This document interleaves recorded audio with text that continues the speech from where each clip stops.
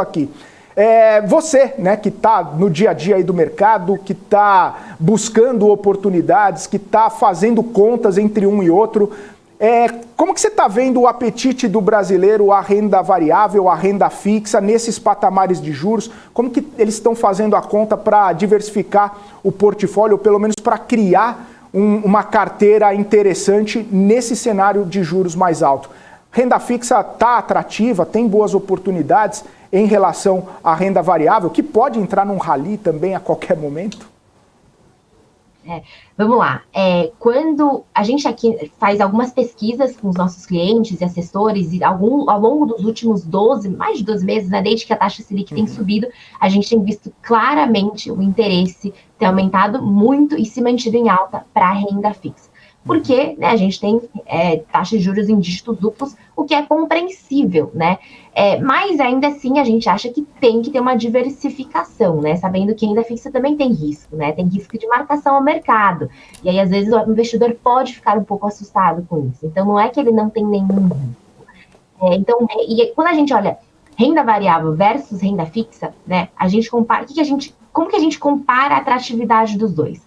A gente olha o que a gente chama de prêmio de risco, que olha a rentabilidade do que a gente chama de earnings yield, do índice Ibovespa, que é, na verdade, lucros sobre preço da ação, e a gente compara isso com taxa de juros real. E a gente vê hoje que a gente está com essa diferença, que esse prêmio de risco, em mais ou menos 10% versus uma média histórica de uns 4%, 5%.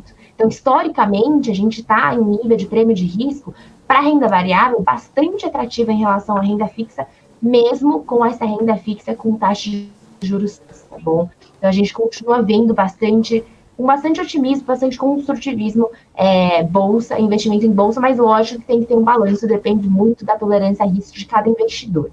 E aí, acho que até falando um pouquinho nossa visão para o final do ano, até tocando um pouquinho sobre próximos eventos importantes aqui domesticamente, que são as eleições. Acho que não tem como também não falar sobre isso, porque é um grande fator de risco que acho que tanto o investidor estrangeiro quanto o investidor local deve estar de olho, né, para saber o que vai acontecer.